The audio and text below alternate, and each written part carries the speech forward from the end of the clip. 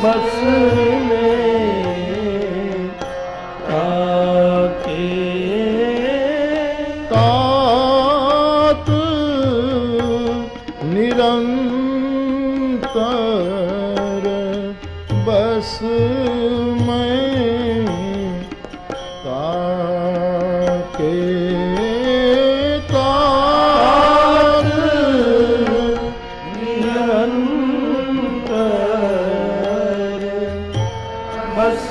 में के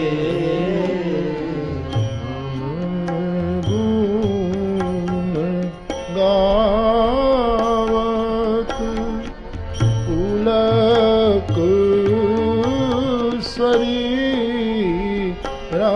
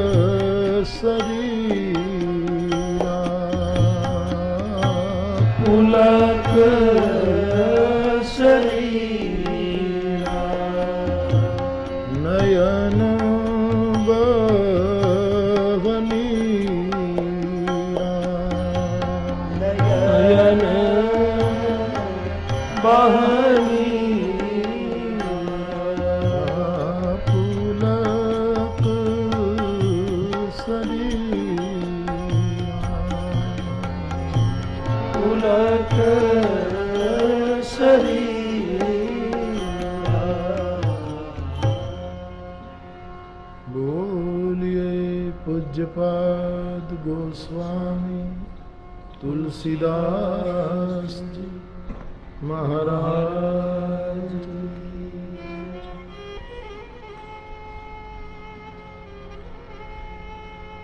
यं प्रव्रजन्ति मनुपेतम्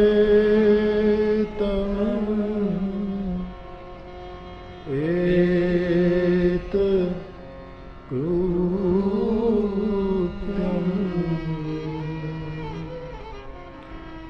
द्वैपायनो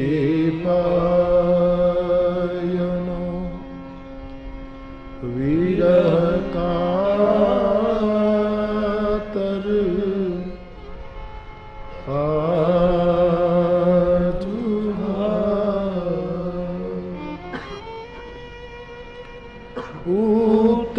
पुत्रेति तन्मयतया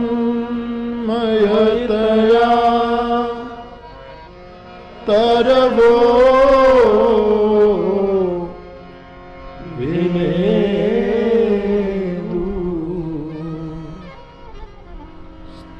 तं सर्वभूत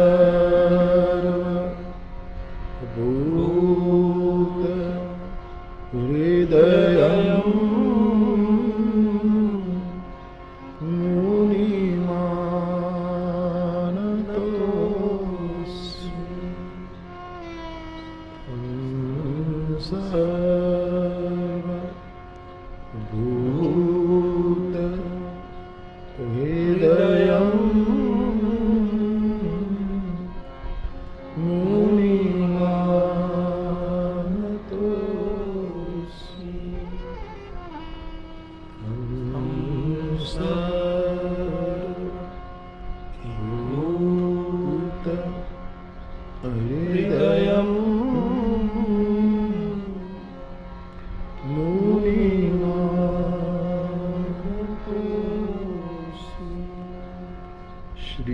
सुखदेव जी महाराज की, श्री हनुमान जी महाराज।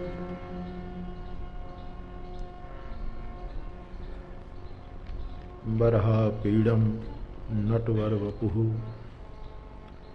कर्णयो कर्णिकारं बिभ्रदवासः कनककपिशं वैजयन्तीं च मालां रन्ध्रान् वेणोरधरसुधिया पूरयन् गोपवृन्दे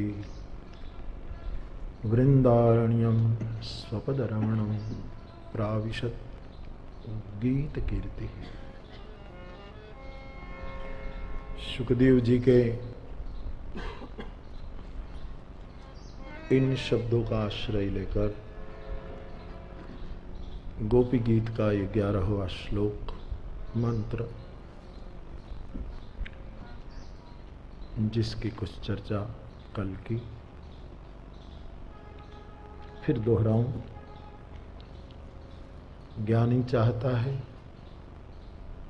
कि हमारी इंद्रियां विषयों में न जाएं, क्योंकि ज्ञानी डरा सा रहता है। ज्ञानी को डर होता है, उसका प्रमाण रामचरितमानस में है।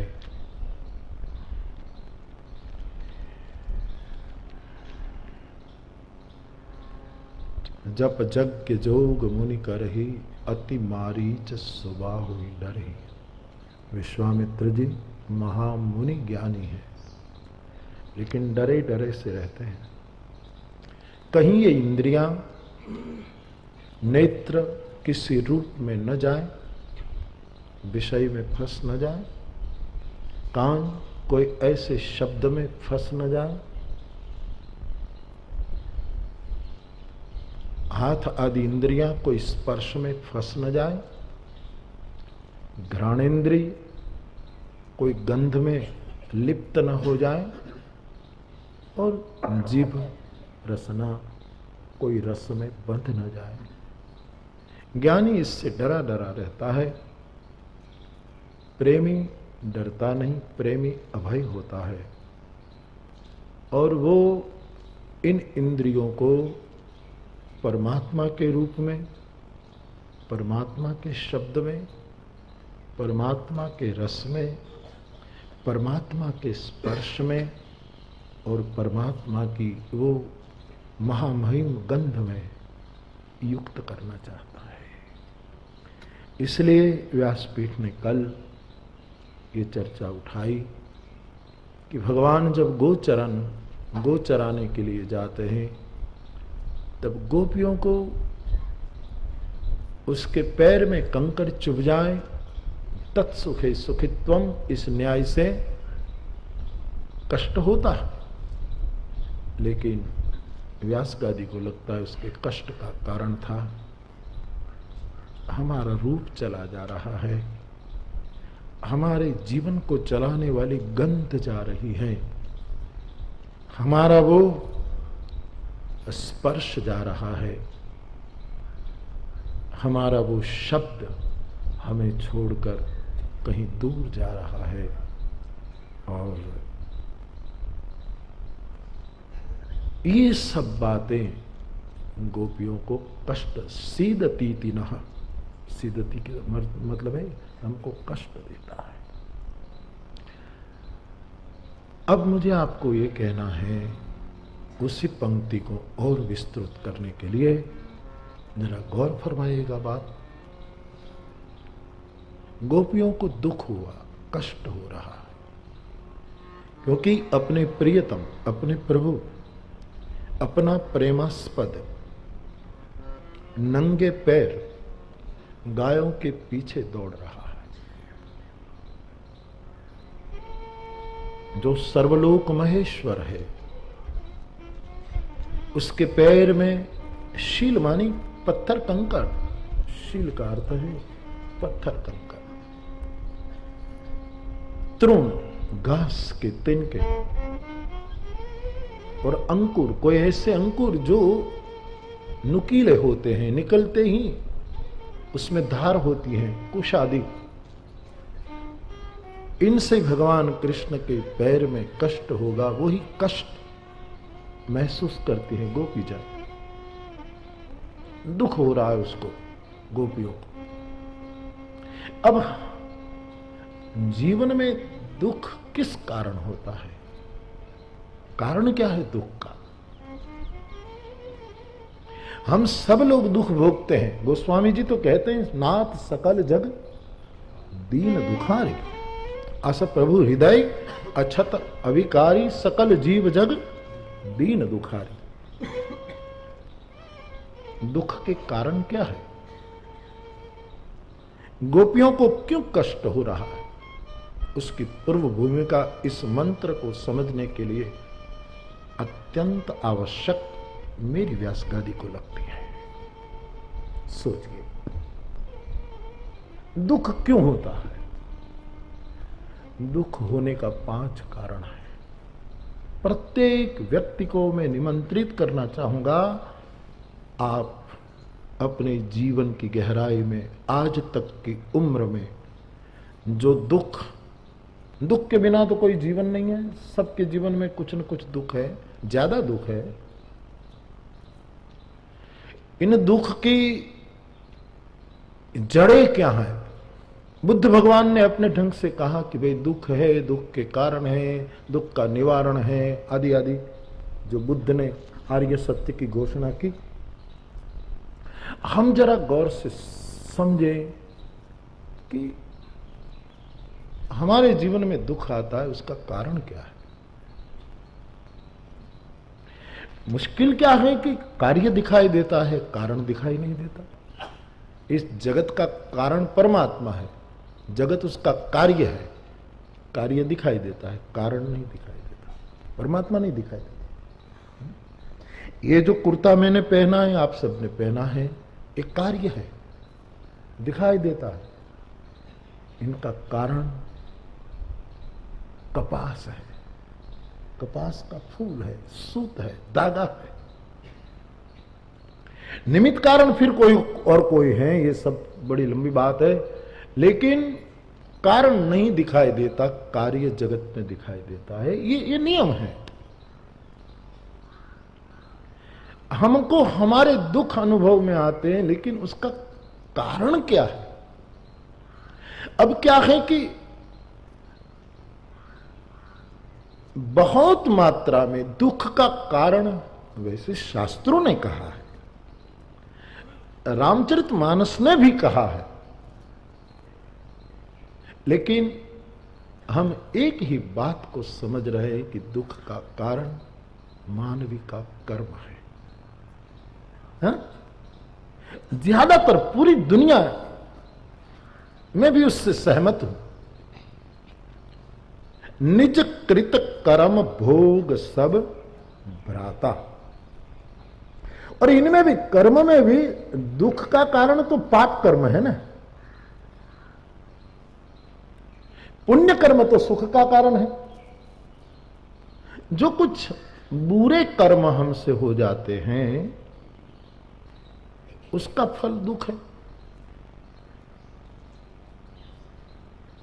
कर्म प्रधान विश्व करि राखा, आदि आदि।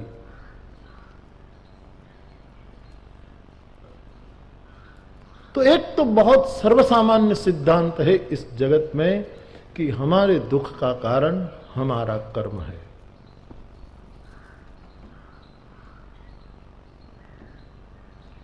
मैं फिर एक बार, वैसे वो भजन मुझे बहुत प्रिय है, इसलिए मैं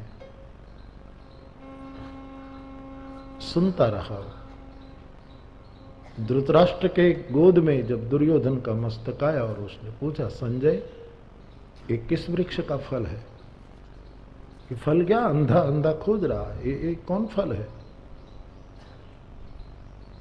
और संजय ने कहा था, ये और कुछ नहीं है, ये फल और वृक्ष का नहीं है, ये हाथे वावेलानी वातु, निज कृत कर्म भोग सब भ्राता। विदुर जीए करी विनती, त्यारे वनपक नौतू वेड़ातू, अने रात दिवस तारी राज रमतनु रखोपू एने रखातू। ये फल है, तुम्हारे कर्म का ये निचोड़ है। धृतराष्ट्र महात्मा विदुर ने समझा समझा कर जबान थक गई, तुम न माने न माने। ये सब विधि लेखनी वातो, अंधनी आगड़ आयु, एना मोभी कुंवर। આ વૃક્ષના બીજ વવાણા જેદી ઝેરમાં ભેળવેલ ભાતું। उसका बीजारोपण तभी हुआ था। धृतराष्ट्र संजय ने कहा,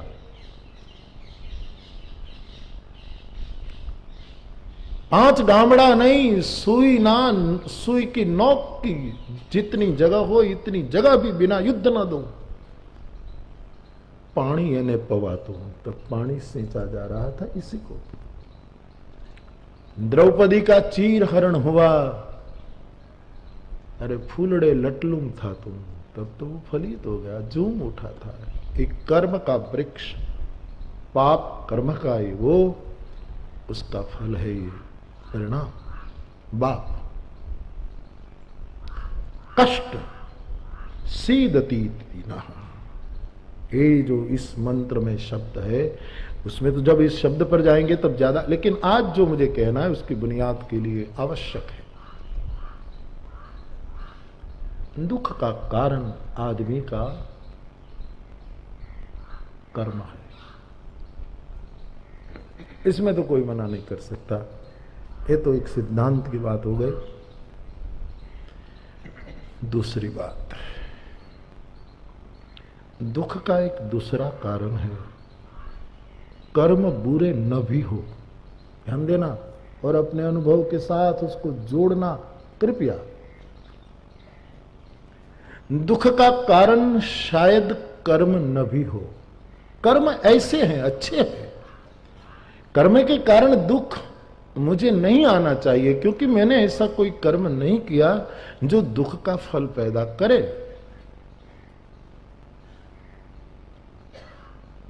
दुख का एक दूसरा कारण है मानवी की ममता। सोचिएगा,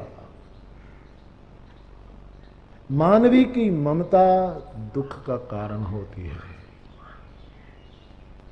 कई ऐसे महापुरुष हुए हैं जिसने इस जन्म में नहीं, कभी जन्मांतरों में भी कोई पाप नहीं किया।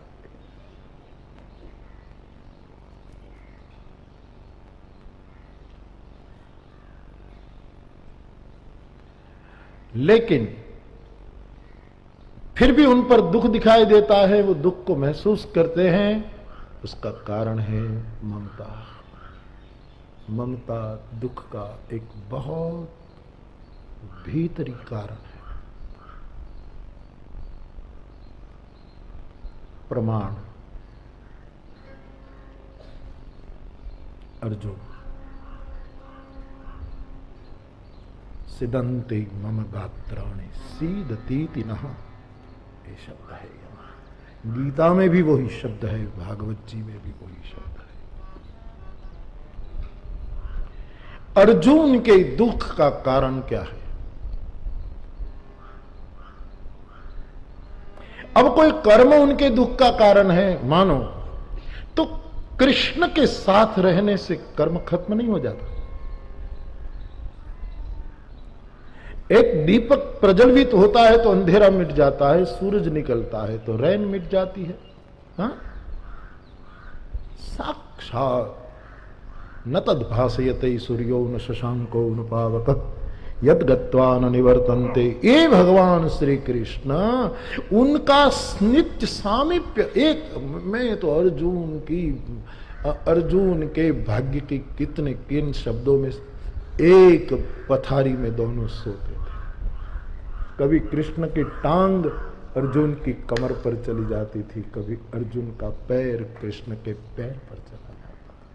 क्या सख, इसलिए तो वो आदमी कहता है सखैति मत्वा प्रसभम यदुक्तम, हे कृष्ण हे यादव हे, मैंने तुम्हारी बहुत मजाक की, मैंने भला बुरा सुनाया, तू मैं किया, आज मुझे पता लगा अजानता महिमान तवे बेड़ा बहनारा भरमाना। परम को पाना बहुत मुश्किल है। उसको ठीक से समझना, आंशिक रूप में समझ आ जाए तो भी जीवन कृतकृत्य हो जाए, बहुत मुश्किल है। अजानता महिमानम तवेदम मया प्रमादात प्रणयेन वापी। हमारा परशुराम जी कहते हैं, अनुचित कहु बहुत अज्ञाता, क्षमहु क्षमा मंदिर दो भ्राता। जय रघुवंश बनज बन भानु, गहन धनुज कुल दहन के साथ। अर्जुन के कर्म का फल, जहां तक महाभारत के संघर्ष और कुरुक्षेत्र मध्य महाभारतम, वहां जो उसको दुख हुआ है, आदमी कांप गया, आदमी सूख गया, आदमी के हाथ से गांडीव गिर गया, ऐसे करके रथ के ऊपर बैठ गया। ये दुख का फल, ये दुख का कारण कोई कर्म नहीं था, अर्जुन की ममता थी। इस ममता के कारण अर्जुन दुखी हुआ है। ये मेरे दादा, ये मेरे चाचा, ये मेरे फला, ये मेरे फला। ये ममता के रूप भिन्न थे, लेकिन ममता दोनों पक्ष में है। ये अंधे के जीवन में ममता है, तो ये देखने वालों के जीवन में भी ममता है। वो बेचारा साफ कहता है, ये लोग कह नहीं रहे हैं। वो बेचारा कह रहा माम कहा, माम कहा, माम कहा।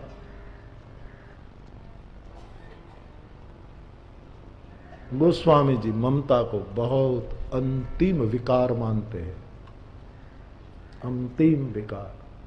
जैसे हम देहातों में मक्खन गरम करते हैं घी बनाने के लिए, सब कुछ निकल गया, लेकिन अंतिम कीटू जो है वो ममता मल चरी जाए, बुद्धि सिरावे ज्ञान घृत। ये जो अंतिम कीटू है वो ममता है, और वो दुख का कारण है। ममता अर्जुन के दुख का कारण उनकी ममता है। एक तीसरा कारण बाप सोचिएगा, तीसरा कारण है अज्ञानता, मूढ़ता। कर्म भी बुरे नहीं है, ममता भी नहीं, लेकिन मूढ़ता कारण बनती है दुख का। जानकारी का अभाव दुख का कारण बनता है। मूढ़ता, जड़ता दुख का कारण है। मूढ़ आदमी है, उसको कुकर्म सुकर्म की कोई खबर नहीं है, न ममता की कोई उसको वो है। जड़ता, मूढ़ता, पागलपन उनके दुख का कारण है। बेहोशी उनके दुख का कारण है। जय कृष्ण मूर्ति कहते हैं, इंसानों के दुख का कारण मुझे उसकी मूढ़ता महसूस होती है, बाकी सब ज्ञान स्वरूप है। ये कृष्ण मूर्ति का वाक्य है। सब ज्ञानी है, मूढ़ता दुख का कारण है।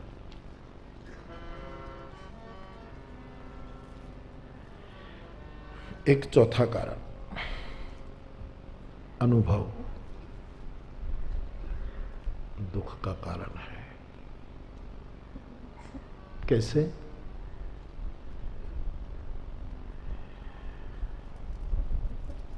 कोई यात्रा में आप गए, हम गए, और यात्रा का अनुभव इतना बुरा हुआ कि दुख हुआ, बहुत बुरा हुआ। फिर एक साल के बाद परिवार का कोई सदस्य यात्रा में जाता है और फिर उसको भी कोई परिणाम, वो अभी लौटे नहीं, लेकिन अपनी यात्रा का जो बुरा अनुभव है, उस अनुभव का जो कष्ट हमने पाया है, वो कष्ट याद करके हम दुखी होते हैं कि कहीं ये जो गए हैं उनको भी कष्ट ना हो, क्योंकि खुद का अनुभव है। ये अनुभव भी दुख का कारण बन जाता है। पांचवा कारण है दुख का अनुराग, प्रेम। और फिर आप भूल न जाए, इसलिए फिर दोहरा दूं अनुराग की व्याख्या। जो राग श्रेष्ठ के पीछे चलता है उसका नाम अनुराग है।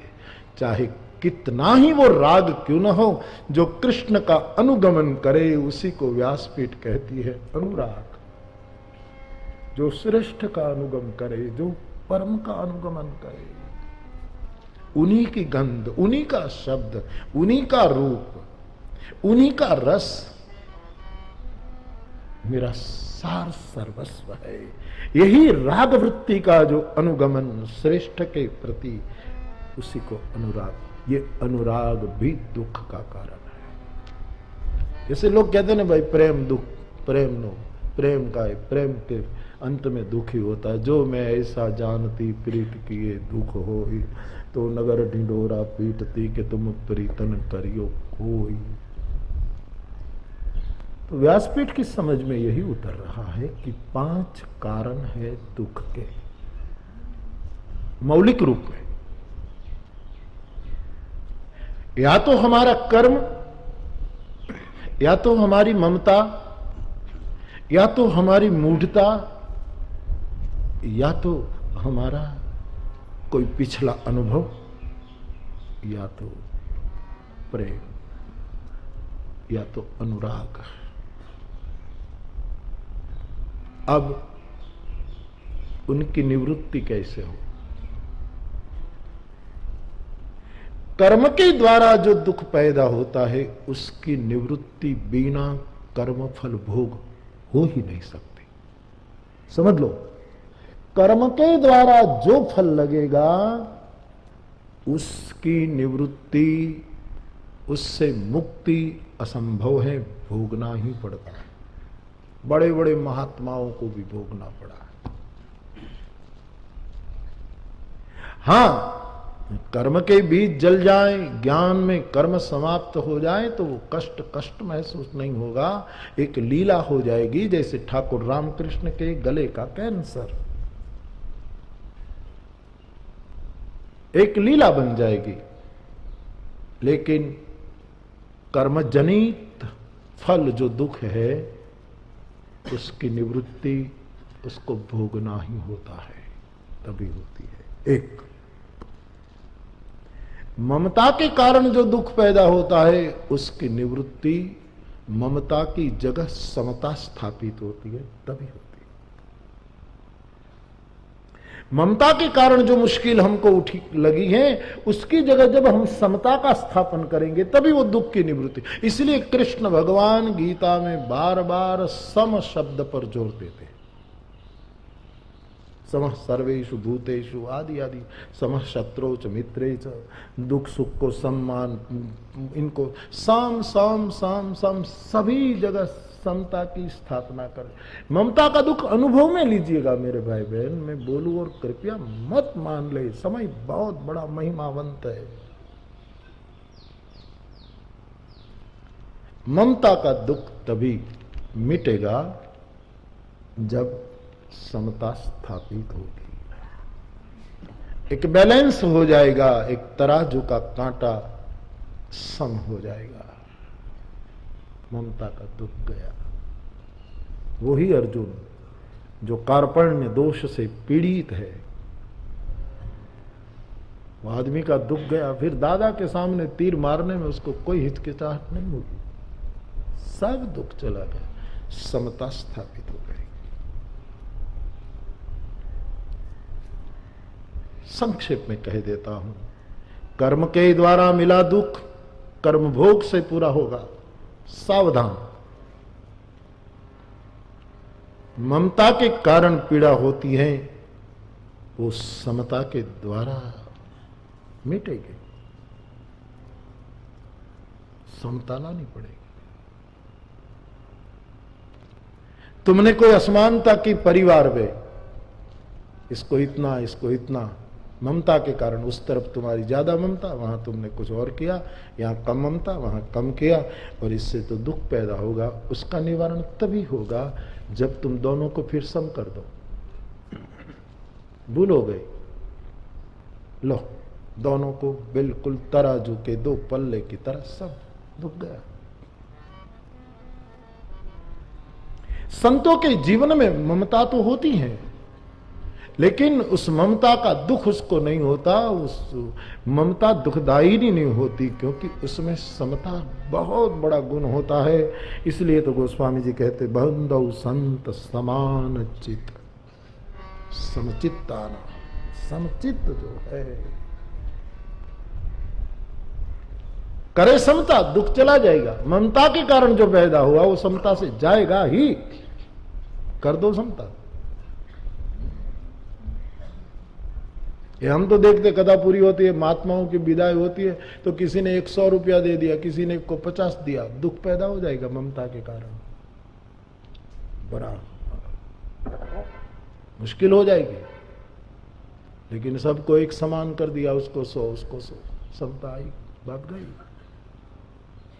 ममता जनित दुख का निवारण समता से होगा।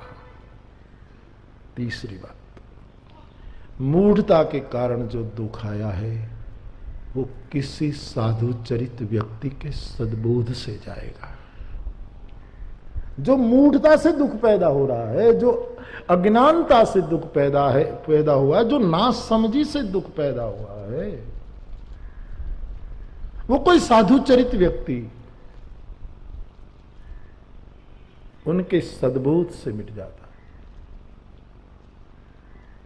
एक विद्यार्थी ने गणित का दाखला गलत कर दिया, नापास होने वाला है, कोई ऐसी छोटी सी परीक्षा में, साप्ताहिक परीक्षा में जो फाइनल नहीं है,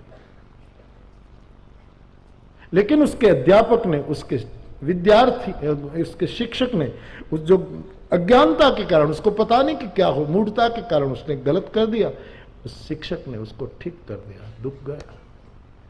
कोई साधु चरित व्यक्ति के सद्बोध से, कोई अच्छे संग से, कोई अच्छी सलाह से मूढ़ता का दुख मिटता है। भरद्वाज जी में मूढ़ता का दुख है। मेरी समझ में नहीं आता राम कौन है, राम कौन है, राम कौन है। उसने सलाह ली एक परम विवेकी याज्ञवल्क्य महाराज की, और किन्ने प्रश्न मन हूं अति मूढ़ा, मूढ़ की तरह प्रश्न किए, मिटा दुख एक साधु चरित, एक परम विवेकी के संग से, शब्दों से मूढ़ता का दुख मिटता है। अनुभव का दुख कैसे मिटेगा? मुझे 5 दुख के कारण इसलिए कहने पड़ रहे हैं कि आगे के 3 कारण जो है, इनमें से कर्म का कोई दुख गोपियों को नहीं है। गोपियां श्रुति रूपा है, गोपियां कोई सामान्य नहीं है, वो हम सब जानते हैं। आचार्यों ने गोपियों के बहुत वर्गीकरण किए हैं।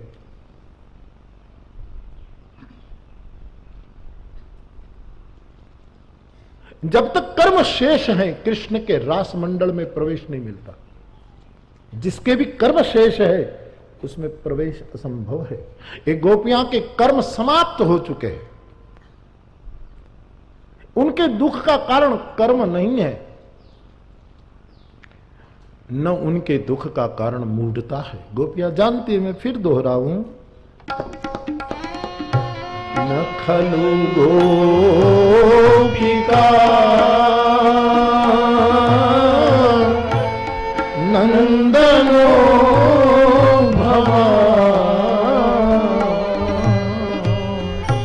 अखिल देना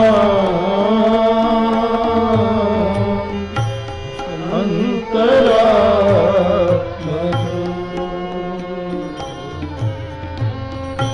विखन साथी को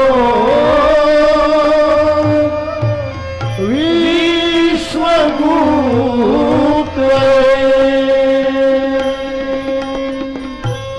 विखन साथी को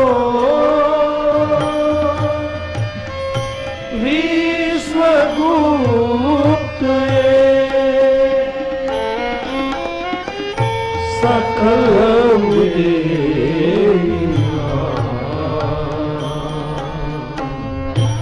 साधता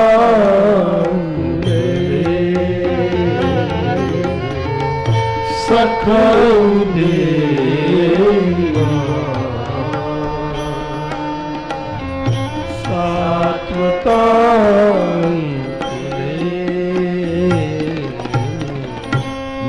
नहीं है गोपियों में, वो जानती है। हाँ, स्नेह की जड़ता जरूर थोड़ी बहुत दिखाई देती है, लेकिन वो मूढ़ता नहीं, वो जानती है कृष्ण कौन है। तो मूढ़ता जनित भी कोई दुख नहीं। मूढ़ता जनित दुख होता तो कोई साधु पुरुष समझा देता। इनका मूढ़ता जनित दुख नहीं था, इसलिए उद्धव समझा नहीं पाया। वरना मूढ़ता जनित दुख का निवारण उद्धव कर सकता था ना, लेकिन उद्धव तो बुद्धि सत्तम, कितना बड़ा आदमी है, क्योंकि मूढ़ता जनित दुख होता तो समझाता ना, मूढ़ता तो नहीं थी। गोपी जनों के दुख के कारण इन 5 कारणों में से 3 कारण है उनके जीवन में।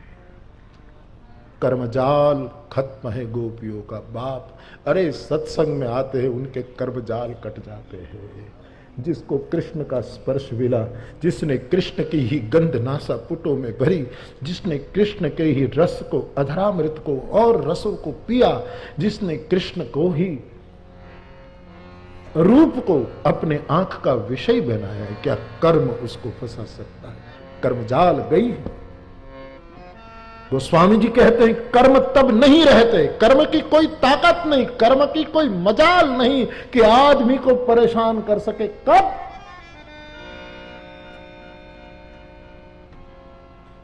कर्म की होगी स्वरूप ही चिन्ह है।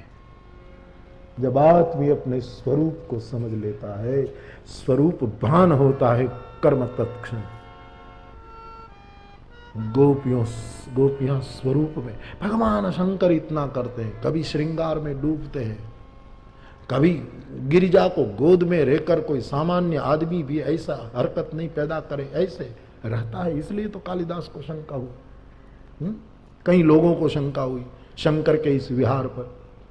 कोई कर्म उसको छूता नहीं, क्योंकि शंकर सहज स्वरूप संभारा, लागी समाधि अखंड अपार। स्वरूप में जो स्थित है उसके कर्म नहीं रहते। गोपी स्वरूप पा चुकी है, उसके कर्म शेष नहीं है। फिर दोहराऊं, सत्संग में जाने से कर्म कट जाए। संत दरस जिमे पातक टरे। तो जिसको कृष्ण का संग मिला, नित्य कृष्ण के साथ जिसका विहार है, उसके कर्म का दुख नहीं है, न मूढ़ता है, क्योंकि कृष्ण को बराबर जानती है। गोपियों के दुख का कारण 3 है। ममता, कृष्ण हमारा है, चाहती जरूर है, कहती हैं हम कृष्ण को कहते हैं आप मेरे हैं, हमारे। अरे कभी तो बोलो प्यारे कि गोपीजन तुम भी हमारे हो। नागर नंद किशोर, सूरदास जी कहते हैं हम चितवत तुम चितवत नाही, मेरे कर्म कठोर।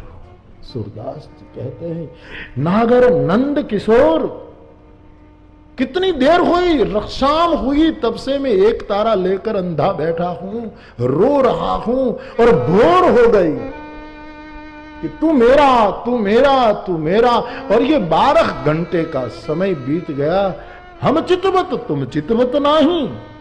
मैं कहता हूं गोविंद तू मेरा तू मेरा तू मेरा, तेरे मुख से एक बार शब्द नहीं निकला कि सूर तू मेरा।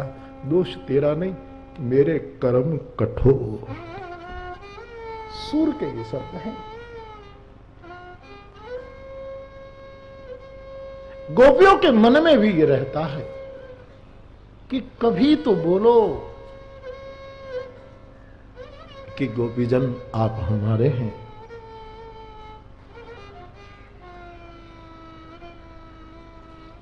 और भगवान बोले हैं। प्रभु भागवत जी में कहते हैं आखिर में, गोपियां तुम्हारा कर्जा में कितने ही जन्म लो तो भी नहीं चुका पाऊंगा। गोपियों के सामने कृष्ण का इकरार है। ममता के कारण दुख हो रहा है गोपियों को। ममता। आचार्यों ने प्रेम के कई विभाग गिनाए हैं, कई श्रेणियां, इसका पृथक्करण किया। आचार्यों ने कहा है प्रेम के 3 दर्जे। एक तो प्रेम मूल रूप में, प्रेम मूलतः, जैसे मूल में घी है, उसमें से बर्फी बना लो, उसमें से लड्डू बना लो, इसमें से कुछ भी बना लो, मूल तत्व घी, स्नेह, प्रेम। प्रेम का दूसरा रूप है आसक्ति। ये भी एक रूप है। एक रूप है ममता। कई रूपों में प्रेम की गंगा बहती है। और आचार्यों ने कहा प्रेम का एक रूप है व्यसन। व्यसन प्रेम का रूप है। ध्यान देना, एक बीड़ी का व्यसन होता है, उसके मूल में भी आंशिक प्रेम पड़ा है, आंशिक। और संतों ने कहा है व्यसनात्मक जो प्रेम है उसको बड़ा दृढ़ माना है, जीवलेवा होता है ये प्रेम, आदमी का जी ले लेता है। व्यसनात्मक, जब कोई व्यसन हो जाता है आदमी को और वो व्यसन नहीं मिलता तो आदमी ढीला हो जाता है, डिप्रेशन में चला जाता है, आदमी को कहीं चैन नहीं पड़ता। जो व्यसनात्मक प्रेम हो जाए उसको श्रेष्ठ श्रेणी, सब आचार्यों की विधा बिलग बिलग है। जिसने जिस मार्ग से पाया सब अपने अपने ढंग से गया। इसलिए तुलना जरूर करो, एक दूसरे में विरोध है ऐसा कभी मत बोलना। तुलना करो तो ठीक है, तोलो जरा, मैं तो कहूं तोलो भी मत। हमारे अनुभव में जो रास्ता है उसी रास्ते पर गति करो। प्रेम का अंतिम स्वरूप कोई कोई आचार्य फरमाते हैं व्यसन है, जो जीव लेवा है, मार देता है आदमी को, व्यसन। गोस्वामी जी उसकी ओर संकेत करते हैं, आशा, बसन, व्यसन। इस सनत कुमारों को हरि नाम का व्यसन हो गया, कृष्ण कीर्ति का व्यसन हो गया है। व्यसन जब बन जाए, कभी ऐसा हुआ है सिगारेट का व्यसन है और समय पर सिगारेट नहीं मिली तो एकदम आदमी को कुछ होने लगता है। कृष्ण नाम नहीं लिया और कुछ ऐसा होने लगता है। रामायण का पाठ नहीं किया, कुछ ऐसा होने लगता है। आज मैं ठाकुर के सामने बैठकर उसकी मैंने ठीक से झांकी नहीं की, मेरी उतावल में मैंने उसको देखा नहीं, तब पीड़ा हो। ये व्यसनात्मक प्रेम है, वो जी ले लेता है आदमी का। गोपियों का प्रेम धीरे धीरे धीरे धीरे व्यसन बन गया है, व्यसन हो चुका है। उसके बिना उसको चलता नहीं। अरे 2 कौड़ी की चाय का व्यसन होता है तो 2 घंटे के बाद नहीं मिलती तो सोचते हैं कि निमंत्रण न दिया हो तो भी कोई जान पहचान वाले रास्ते में आते हैं तो गाड़ी रुकाओ और चाय पी लो। व्यसन। कई श्रेणियां प्रेम की आचार्यों ने बताई हैं, इसमें व्यसन भी एक दर्जा है, एक स्थिति है, एक स्थान है। गोपियों को दुख होता है ममता के कारण। कृष्ण में उसकी समस्त ममता है। कितनी ममता, कल्पना तो करो, अपने बच्चों को फेंक देती थी। जो गाय बछड़े उसकी आजीविका के परम साधन थे उनको अनदेखा करती थी। वो पति, वो सास, वो ससुर, वो नंदी, वो देवर, वो जेठ, सबकी ममता एक और रह जाती थी। अथवा तो मानस के आधार पर कहूं तो गोपियों ने इन सब की ममता के ताग को बटोर कर केवल कृष्ण के चरणों में वो रस्सी बांध दी थी। सब कर ममता ताग बटोरी, मम पद मनहु बांध बर डोरी। ममता दुख का कारण है। मैं कभी कभी मेरा दुख व्यक्त करता हूं, आप सबको अपना समझ करके। वो मेरा दुख भी कारण आपके प्रति मेरे ममता के कारण। और क्या कारण? मुझे क्या लेना देना है आपसे? साधु कौन? मैंने भावनगर में व्याख्या की थी, 5 वस्तु जिसको न चाहिए उसका नाम साधु। जिसको कोई पद नहीं चाहिए, कभी भी कोई खिताब, कोई पद नहीं चाहिए, जिसको प्रतिष्ठा नहीं चाहिए, वो साधु। 2 कौड़ी की। चैतन्य महाप्रभु ने कहा प्रतिष्ठा सुकरी विष्टा है, सुकरी विष्टा। न पद न प्रतिष्ठा न पैसा।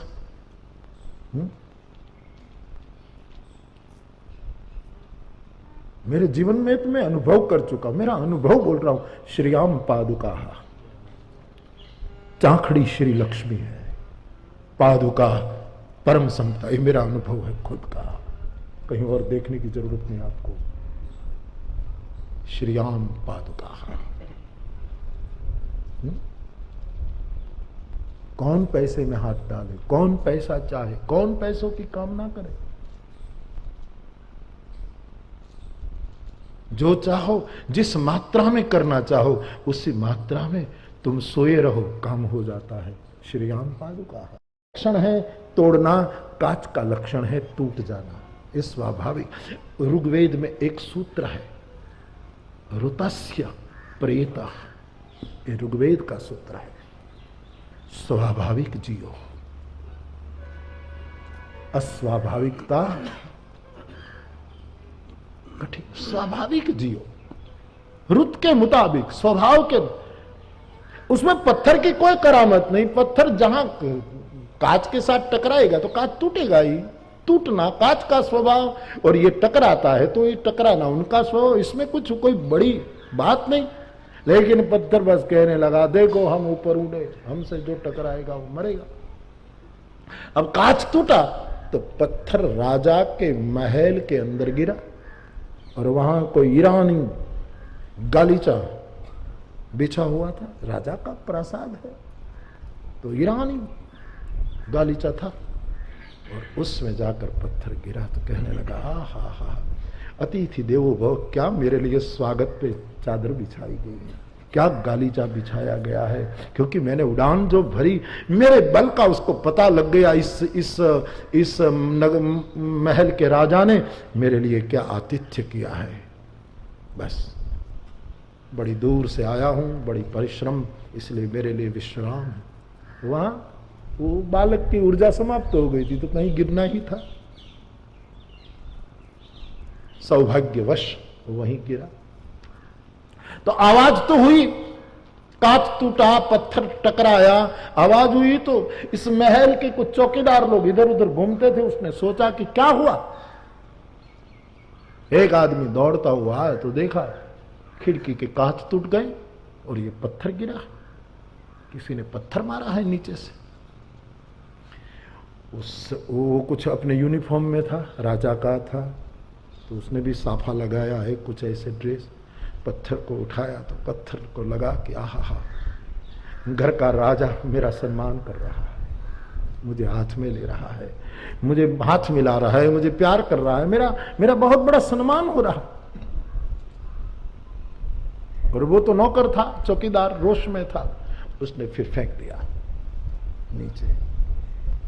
अभी तक तो वो गुमान कर रहा था कि देखो मैं ऊपर उड़ रहा हूं, देखो मैंने कांच से टुकड़े टुकड़े कर दिए, हमसे जो टकराएगा वो ऐसा हो जाएगा। देखो मैं ईरानी कालीन पर सोया हूं, देखो सम्राट ने मुझे उठाया और मुझे सम्मान दिया है।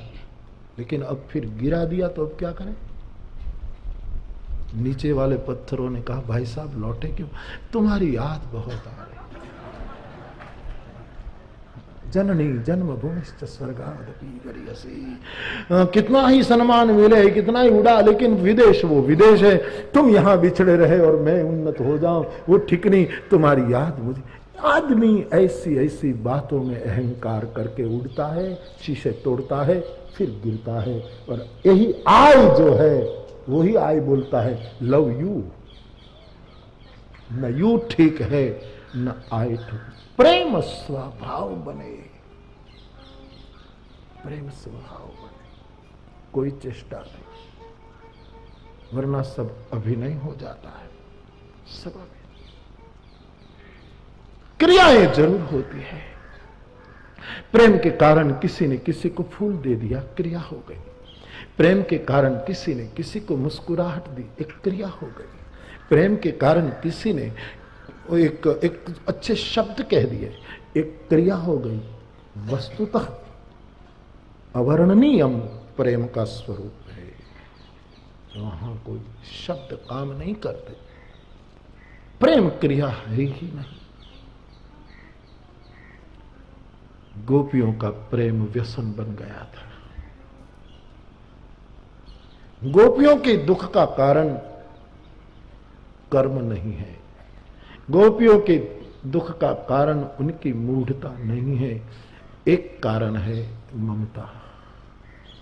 इस ममता के कारण कृष्ण में उनकी ममता। हां, जरूर मैंने कहा कि कभी कभी वो जरूर उलाहना देती कि हम इतना याद करते हैं, तुम हमें याद करते हो। हम कहते हैं कृष्ण हमारा, आप कभी कहते हैं गोपीजन आप हमारी। हम चितवत तुम चितवत नाही, मेरे कर्म कठोर। हम तुम्हें याद करते रहते। ये केवल प्रेम, ये निष्केवल प्रेम जो राम को प्रिय है। राम ही केवल प्रेम, आगे पीछे कुछ नहीं, नितांत शुद्ध विशुद्ध। गोपियों के प्रेम में यही कारण है, यही एक लक्षण है। गोपियों के दुख का कारण प्रेम, ममता, आसक्ति, व्यसन, ये जो प्रेम की यात्रा उनके जीवन में हो गई, कारण वही है। दूसरा कारण गोपियों के दुख का अपना अनुभव, खुद का अनुभव है। रात्रि का समय है, कृष्ण ने बुलाया, वेणुवादन किया, निमंत्रित की गोपियों को। स्वागतम वो महाभारत कहकर स्वागत किया। पधारिए पधारिए गोपीजन, मैं आपके लिए क्या करूं, ऐसा कहकर उसने स्वागत किया। फिर सलाह दी कि आप आए, वो ठीक नहीं, इस ऐसी रात में आना, अपने स्वधर्म को छोड़कर आना, अब आप वापस लौट जाओ। गोपियों ने बड़े तर्क दिए, आदि आदि सब प्रसंग आप जानते हैं। और फिर भगवान श्री कृष्ण ने गोपियों के साथ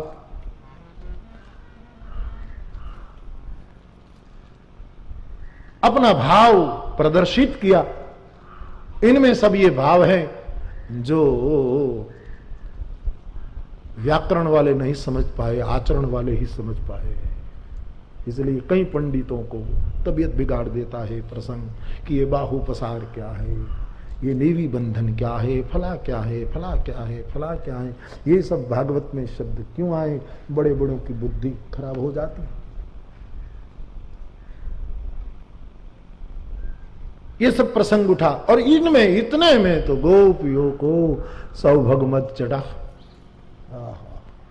हम कुछ है, कृष्ण हमारे वश है, हमारे सामने ये था थई करते हैं, हम जो कहें सो करते हैं। पहले भी करते थे, अब भी कर रहे हैं, अब तो हमारे बिल्कुल वश हो चुके हैं। और ये सौभगमतासाम तत्सौभगमत वीक्षमानंच केशव प्रशमाय प्रसादाय तत्रैवांतर धीयता। और ये सौभाग्यमत, इसलिए मेरे गोस्वामी जी कहते हैं भगवान किसके वश होता है? काम आदि मद दंभन जाके तात निरंतर बस में ताके। लक्ष्मण, भरत, हनुमान जी राम को वश करके बैठे, क्योंकि इनमें पांचों सूत्र है। मम गुण गावत पुलक शरीरा, गदगद गिरा नयन बहनीरा, काम आदि मद दंभन जाके तात निरंतर बस में ताके। मानस के वैसे ही गोपीजन है, लेकिन उसको मत छोड़ा गया, सौभग मद आया कि कृष्ण हमारे वश है।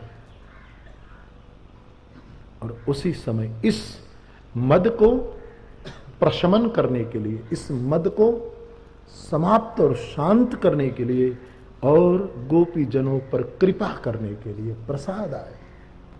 भगवान श्री कृष्ण अंतर्हित हो गए, छटक गए। अथवा तो मद और दंभ के कारण, मद और सौभग मद के कारण कृष्ण तो वहीं के वहीं थे, दिखाई देते बंद हो गए। एक घूंघट का पट आ गया, अहंकार का एक पर्दा आ गया आंखों पर।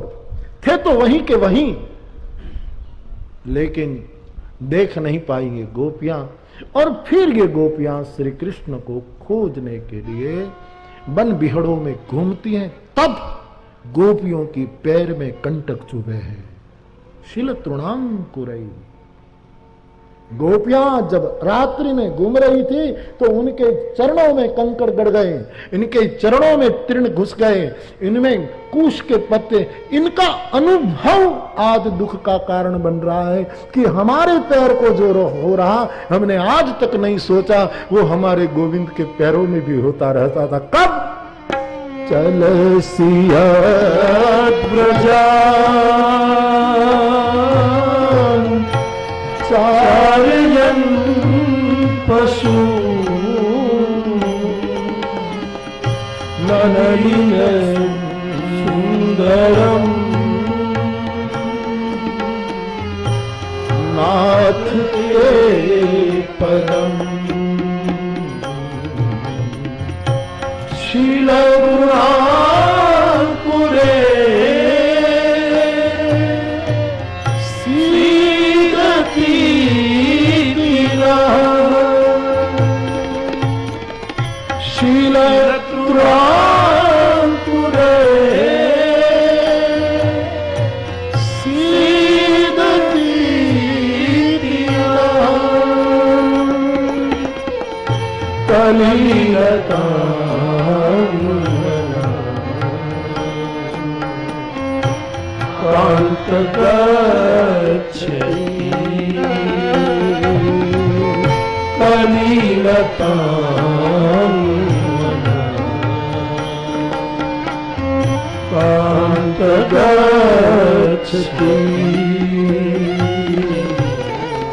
जयति तेऽधिकम्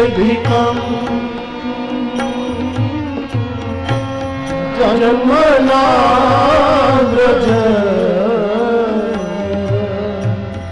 श्रयत इंदिरा स्वतंत्र दैत दृश्यता दीक्षुतावका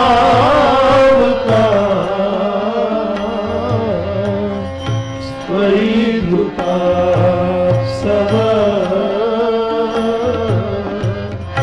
स्वामी चिन्मते चल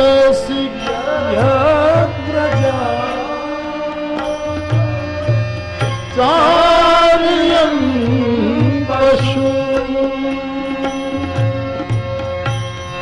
चलसियाद व्रजा चार्यं पशु नलिन सुंदरम नाथ ते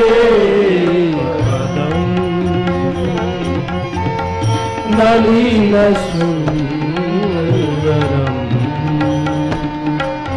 नाथ ते पदम कली शील तृणांकुरे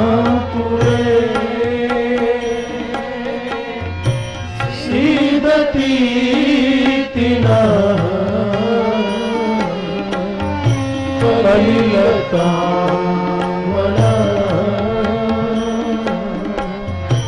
कांत गच्छति कलिलता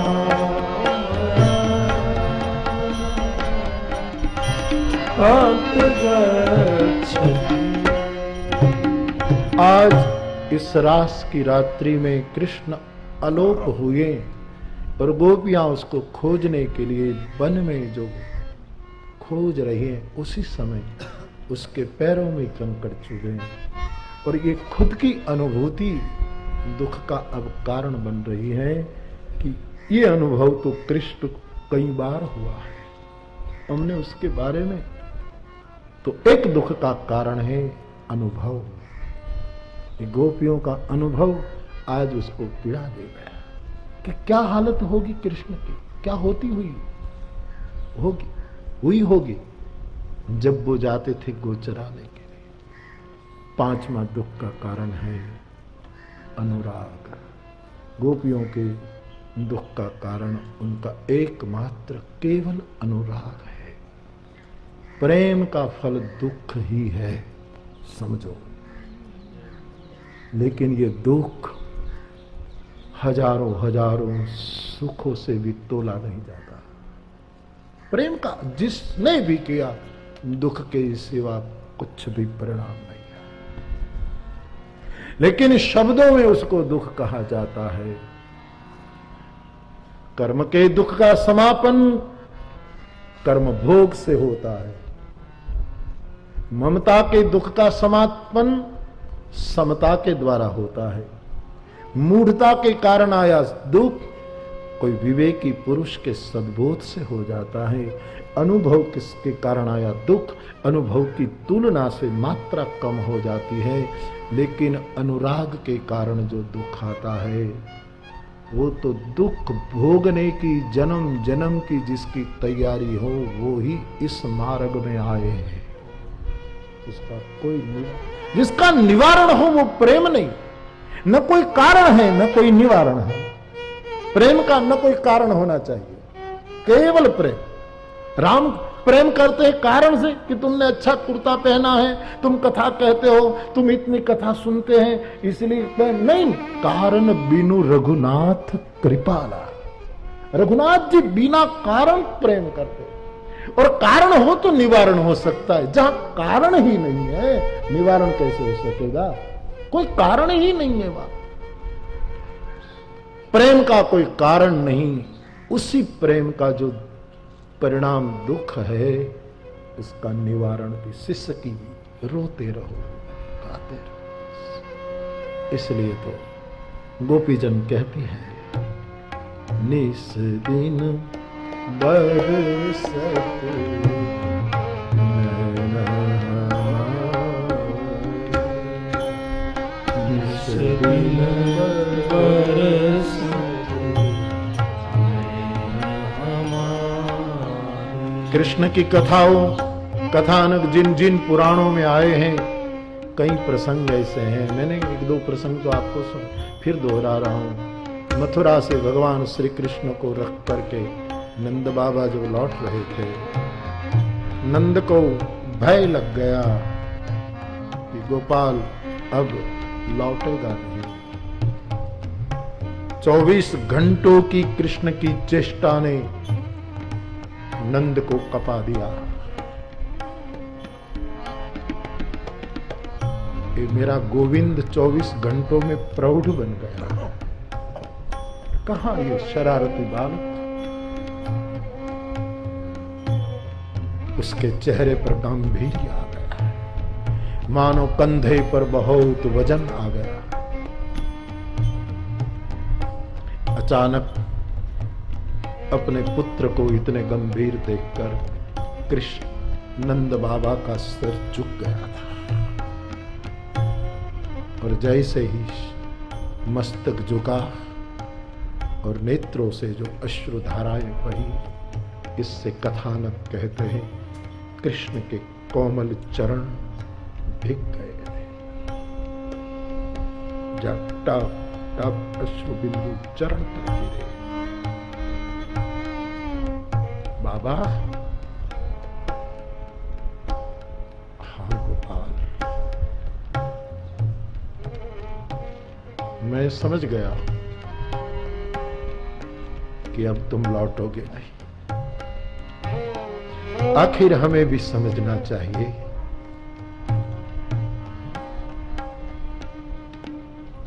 कि तुम कौन हो।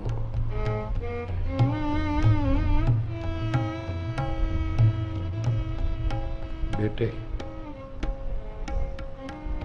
मैं तो पुरुष हूं, कैसे भी सह लूंगा,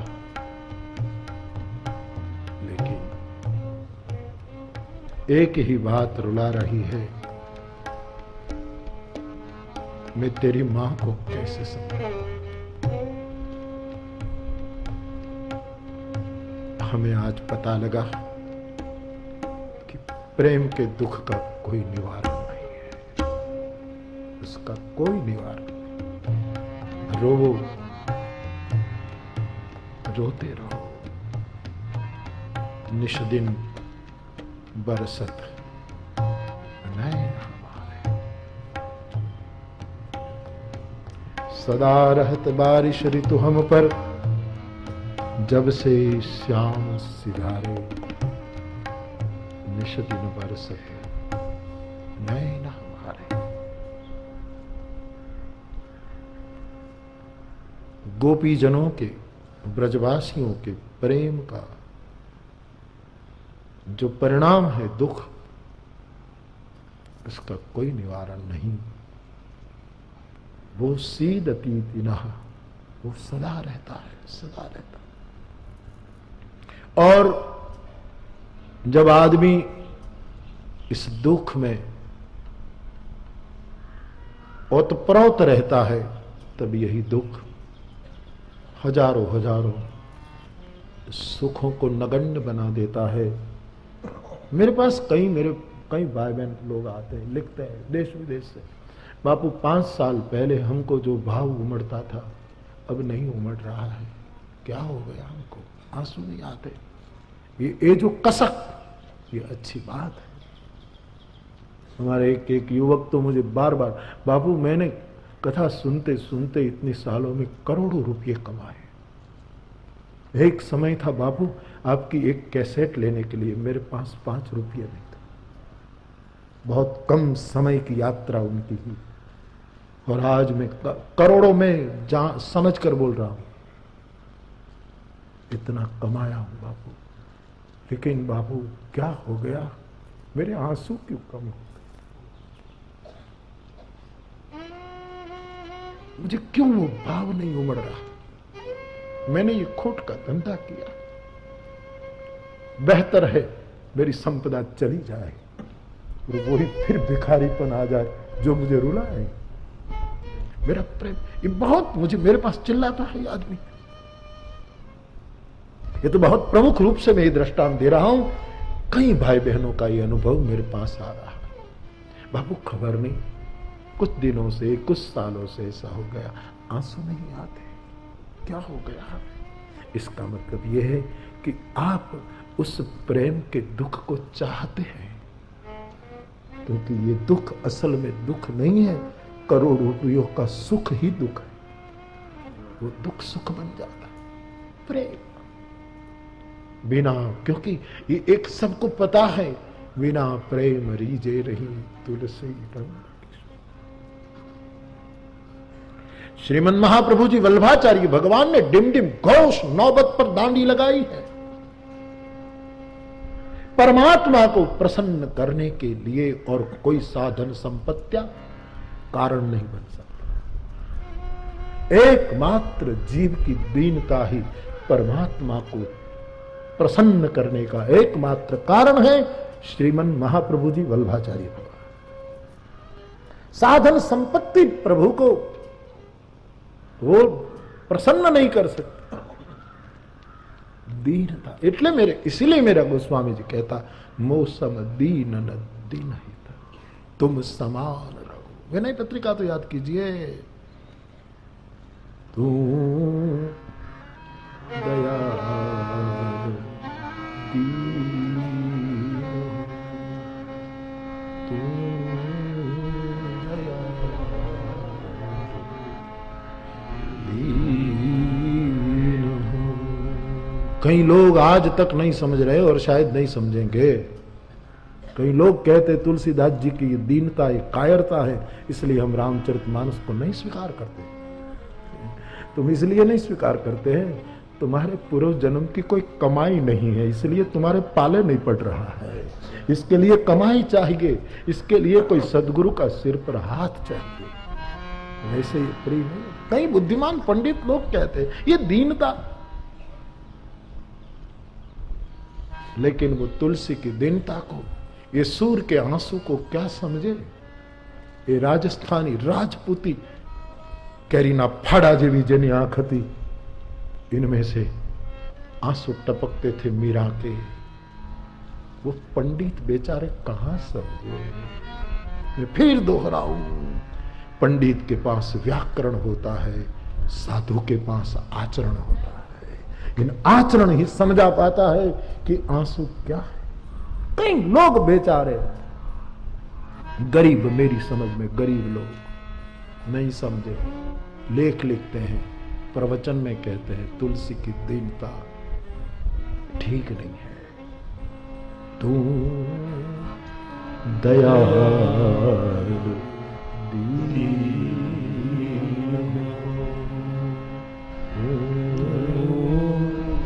दयालु दीन,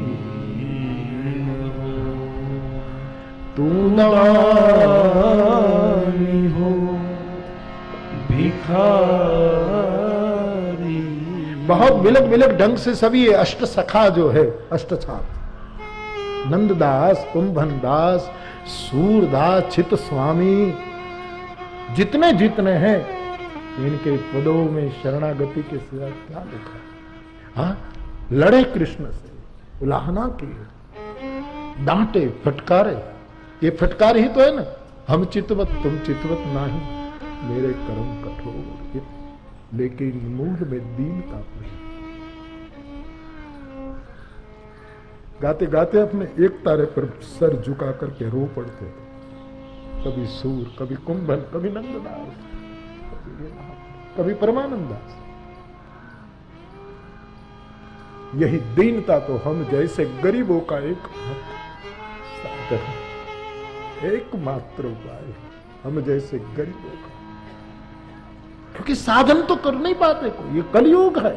करते हैं तो दंभ आता है, करते हैं तो कर्तृत्व आ जाता है। हमने ये किया, हमने इतना जप किया, हमने इतना पारायण किया, मार देता है अहंकार। निस्साधनों के लिए एकमात्र साधन है दीनता। दैन्यम इव एकम, श्रीमन महाप्रभु जी कहते हैं, एकमात्र दीनता हरि को प्रसन्न करने का साधन है, जो तुलसी में था।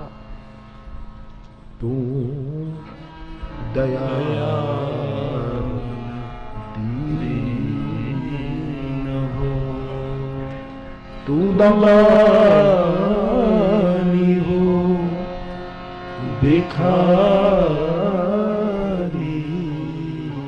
तू दानी हो भिखारी, हो प्रसीद आरती, हो प्रसीद आरती। तू पाप पुंज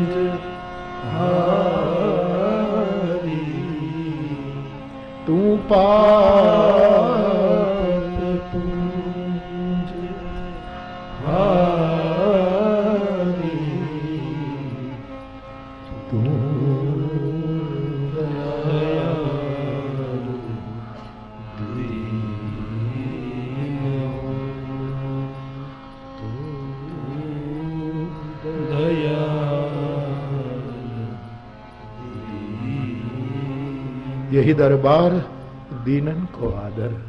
तेरे दरबार में तो हमने सुना दीनों को प्रवेश मिलता है दीनता, आ जाओ पहली पंक्ति में।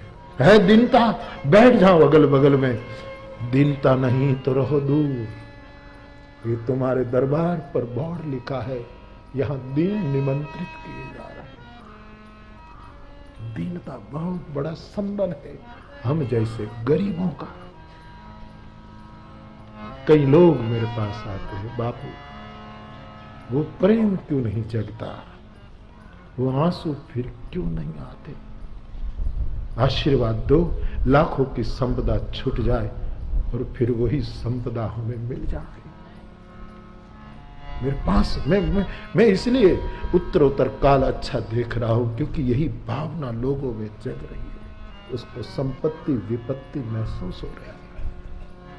जिसने प्रेम को चखा है, तो प्रेम का फल दुख है, तो ये दुख साधक का सर्वस्व है, सर्वस्व है। गोपी जनों को जो दुख हो रहा है, कारण अनुराग, अनुभव और ममता। कोई कर्म और मूढ़ता कारण नहीं है, इसके अनुभव कारण है। अनुभव के कारण ये हो रहा है। ममता के कारण ये हो रहा है। इसलिए गोपियां कहती हैं, गोविंद अब गाय चराने मत जा। नलिन सुंदरम नाथ ते पदम। आपको अपनी खबर नहीं है, आप तो हर जगह देखते रहते हैं।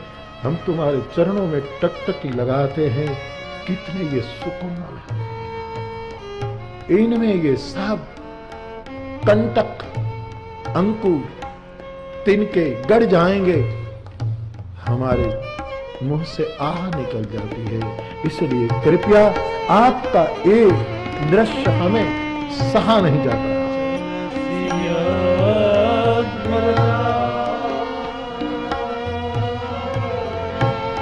चारयन पशु नलिन सुंदरम नाथ ते पदम। शील गुणा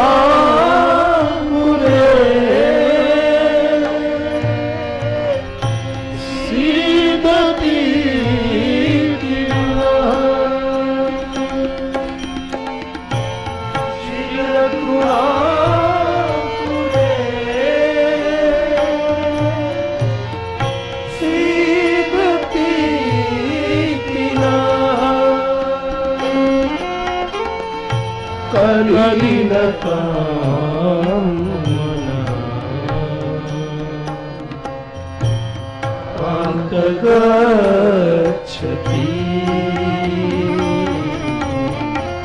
कलिनता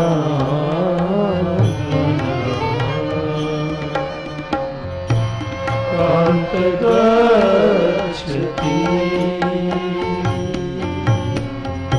कलिनता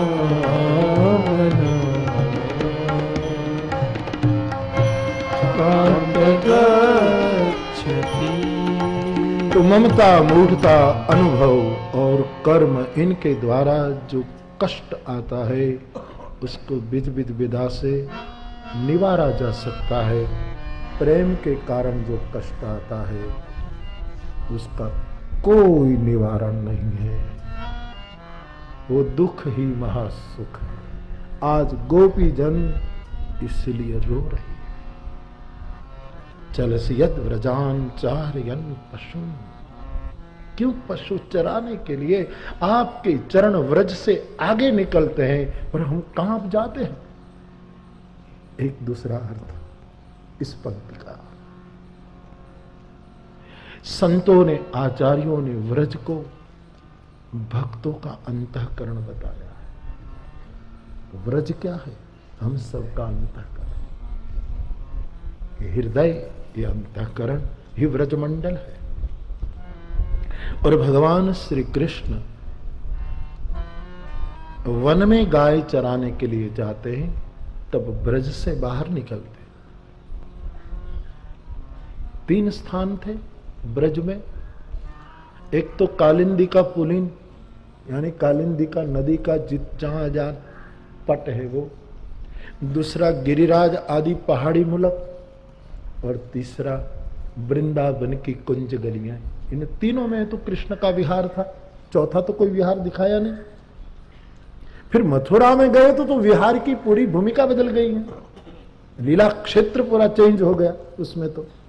बाकी जहां तक ब्रजलीलाओं का संबंध है वहां तो 3 ही स्थान है। एक उबड़ खाबड़ पहाड़ी प्रदेश गिरिराज आदि, एक सर्पाकार बांका टेढ़ा वृंदावन की कुंज गलियों में, कभी इधर छिप जाओ, कभी इधर छिप जाओ, कभी इधर छिप जाओ, कभी उधर चले जाओ, वो वन प्रदेश वृंदावन। और तीसरा यमुना का पुलिन, कालिंदी का वो तट। ये 3 जगह तो लीलाएं हुई हैं भगवान श्री। और ये 3 जगह लीलाएं क्यों हुई, उसके पीछे भी आचार्यों के बहुत मत हैं, बहुत अच्छे अच्छे मत हैं। ये 3 भूमिका क्या है? तो भगवान श्री कृष्ण ब्रज से निकलकर वन में गाय चराने के लिए जाते हैं। तो ब्रज क्या है? वैष्णवों का, गोपी भाव रखने वालों का, ऐसे साधक साधिकाओं का अंतःकरण ही ब्रज है। और गोपियों को चिस इसीलिए निकल जाती है कि हे प्रभु, हमारे इस व्रजमंडल से निकल करके आप पशुओं के पीछे क्यों दौड़ते हैं? हम जो कुछ प्रेम सीखे हैं प्रेम में, और पशु, गो यानी गो के 4 अर्थ, वैसे तो कई अर्थ होते। गो इंद्री दिक्वाक जल स्वर्ग वज्र खग छंद गोधर गोतरु गो किरण गो गोपाल गोविंद, ऐसा हमको सिखाते थे पिंगल सिपाही। तो एक साल मैं शिक्षक का पढ़ रहा था, तो सप्ताह में एक बार लोक साहित्य का पीरियड पढ़ाने के लिए कोई आते थे वहाँ शाहपुर में। तो वही एक ही शब्द के अनेक अर्थ वाले वो सब सिखाते थे। तो मुझे तो 7-8 सिखाए थे, एक ही याद रहा, गो वाला। एक गो शब्द लो तो इसके इतने अर्थ हो। गो इंद्री, गो मानी सबसे बड़ा अर्थ इंद्रिया, गो इंद्री, दिक दिशाएं, दिशाओं को गो कहते। गो इंद्री दिक वाक, वाणी को गो कहते। गो इंद्री दिक वाक जल, पानी को गो कहते। गो इंद्री दिक वाक जल वज्र, वज्र को गो कहते। स्वर्ग को गो कहते, गोलोक आदि शब्द प्रयोग कर। गो इंद्री दिक वाक जल स्वर्ग वज्र खग छंद, खग पक्षी को गो कहते हैं, छंद को गो कहते हैं। गो धरु, पृथ्वी को गो कहते हैं। गो किरण, किरणों को, सूर्य चंद्र की किरणों को गो कहते हैं। गो किरण, गो गोपाल, गोपाल को गो कहते हैं, गोविंद को गो कहते हैं। ऐसा दोहा था। शास्त्रीय ढंग से गो के 4 अर्थ। गो मानी इंद्रिया, गो मानी गाय, गो मानी वाणी शब्द, गो मानी उपनिषद, 4 अर्थ शास्त्रीय। भगवान, आप हमारे भीतरी व्रजमंडल को छोड़कर गायों के पीछे क्यों जाते हैं? गौ मानी इंद्री, स्थूल रूप में गो मानी गायों के पीछे क्यों जाते हैं? दूसरा गो मानी इंद्री, जो पशुवत व्यवहार करती है इंद्रियां, उनके पीछे क्यों जाते हैं आप? पशुवत जो इंद्रियां व्यवहार करती हैं, हमारी आंखें कभी कभी पशुवत व्यवहार करती हैं। हाँ? अरे पशु भी शर्मिंदे हो जाए ऐसा व्यवहार करती है, पशु भी शर्मिंदे हो जाए ऐसी हमारी आंखें व्यवहार करती हैं। हमारे हाथ पशु से भी खराब व्यवहार कभी कभी करते हैं। हमारे शब्द पशु से भी भयंकर व्यवहार करते हैं। हमारी प्रत्येक इंद्रियां जो पशु जैसी हो गई। हे प्रभु, आप हमारे हृदय रूपी ब्रजमंडल को छोड़कर इन गायों के पीछे क्यों दौड़ते हैं और इन पशुवत इंद्रियों के पीछे क्यों दौड़ते हैं? यहां ठहरो ना। तुमको उपनिषद बहुत प्रिय है, हमको छोड़कर उपनिषद के पीछे क्यों दौड़ते हो? हमारे पास रहो, हमारे अंतःकरण में रहो। आप उपनिषदों के पीछे क्यों दौड़ते हो? अथवा तो गो यानी वाणी, किसी के मीठे बोल, पक्षियों के बोल, ये ऋतु कुरुतु के जो आहट होती है, इनके पीछे आप क्यों दौड़ते हो? तो एक अर्थ है व्रजमानी गोपियों का अंतःकरण, भक्तों का हृदय। और ये हृदय जब अपना मान लेंगे, यही व्रज है, तब भागवत का और आनंद आएगा।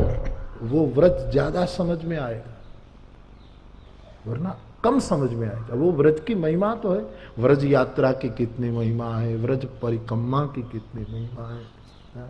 वैष्णव अंतःकरण चाहिए उसके लिए, ये मानसिकता चाहिए। तो हमारे भीतर ये जो ब्रज है, उसमें से आप क्यों बाहर चले जाते हैं? आपका हमारे भीतर से बाहर जाना, क्योंकि हम आपको हृदय में रखना चाहते हैं, ताकि आपके नलीन सुंदर चरणारविंद में कोई संसार का कंटक न चुभे, कोई कंकट न चुभे, कोई अंकुर न चुभे, क्योंकि हमारे हृदय में आप रहो। तो भक्त के हृदय से परमात्मा बाहर जाए, वो उसको अच्छा नहीं लगता। इसलिए कहते हैं, ऐसी इंद्रियों के पीछे आप क्यों दौड़ते हैं प्रभु? लीला करने के लिए? या तो इन पशुवत इंद्रिय वालों को सुधारने के लिए? हमारी समझ में नहीं आता आप क्यों, क्या अर्थ क्या है? भगवान राम मारीच के पीछे क्यों दौड़े? क्यों दौड़े? पंचवटी छोड़कर मारीच के पीछे दौड़े, अयोध्या छोड़कर वन की ओर गए 14 साल के लिए। अरे छोड़ो, वनवास करते करते रावण ने नहीं बुलाया तो सेतु बना करके सबको लेकर रावण तक दौड़े। ये पशुवत इंद्रियों के लोग जो है, पशुवत इंद्रिय भोगी लोग हैं, उनके पीछे प्रभु का दौड़ना भी एक प्रकार की करुणा है। लेकिन गोपी कहते हैं, हमारे हृदय रूपी व्रज को छोड़कर आप बहिर्मुख क्यों होते हैं? मथुरा जाना चार्यन पशुन है। ये 11 साल तो नंगे पैर वृंदावन में घूमे, लेकिन गोकुल छोड़कर मथुरा जो जाना है, वो भी चार्यन पशुन है। ये कंस जैसे पशुवत लोगों को धन्य करने के लिए उनका जाना है। कंटक लगेंगे, चुभे। कृष्ण लड़े हैं मल्लों के साथ, इनके ला कहीं तो कुछ उसको भी लगा हुआ ना, लेकिन चार्यन पशुवत लोग, अहंकारी लोग, मूढ़ लोग, उनके पीछे आप जाते हैं। शायद आपका इरादा इनको सुधारने का है, लेकिन हे प्रभु, हमारे भीतरी व्रज को छोड़कर आप मत जाइए। चलो सियोज व्रजा चार्यन पशु ननयन सुंदरम नाथ के पदम शिलतृणा कुरे सीदती किना शिलतृणा कुरे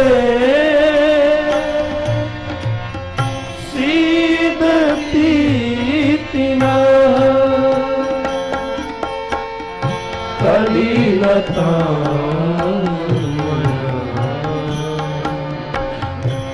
कांत गच्छति कलिलता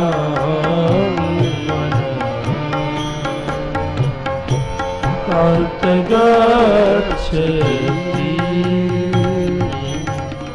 कलिलता कांत गच्छति।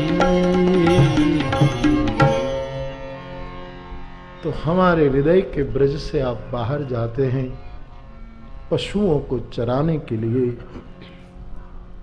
वैष्णवों को ये अच्छा नहीं लगता, ऐसा भी अर्थ आचार्यों से पाया गया। ये भी एक अर्थ हो सकता है। इसलिए तो वैष्णव भाव में देखो कथा आती ने, राधा जी ने वो चित्र बनाया और चित्र में कृष्ण के चरण नहीं बनाए। ठाकुर रामकृष्ण परमहंस के बारे में भी ऐसी एक कथा आई है। तो चरण नहीं बनाए। सखियां दौड़ी, ललिता विशाखा आदि सब, और कहे तूने बहुत सुंदर चित्र बनाया राधे, जान डाल दी तूने उसमें, पूरा चैतन्य उड़ेल दिया तुम्हारा इस छवि में। लेकिन तुम चित्रकार हो, तुम में ये शक्ति है, हम तो इसके बारे में जानते नहीं, क्या सलाह दे। फिर भी शायद भाव के कारण ये बन गया। आपने श्री कृष्ण के चरणारविंद नहीं बनाए, ये बिना चरण के कृष्ण है। क्या बात है? कहते हैं राधा जी रो पड़ी। पूछा क्यों, क्या बात है, हमारी चूक हो गई, हमने ये कहा। बोले नहीं, छोड़ो बात। बोले नहीं, बताइए क्या बात है। बोले मुझे डर लगता है कि चित्र में भी चरण यदि बना लिया जाए तो कहीं चित्र भी हमको छोड़कर चला जाए। तो वो गया, फिर लौटा नहीं। इसीलिए मैं चरण अंकित नहीं कर रही हूं। ये वैष्णवी भाव है, कैसे भी वो हमसे विलग ना हो, हमसे दूर। इसलिए कहते भगवान तत्व रूप में, रस रूप में, सार रूप में एक चरण भी व्रज छोड़कर कभी कहीं भी नहीं गए। ये सनातन सत्य है। लेकिन ये तभी समझ में आता है जब हृदय को वैष्णव व्रजमंडल समझे, व्रजमंडल समझे, तभी हम गा सकते हैं कि कृष्ण आप मत जाए।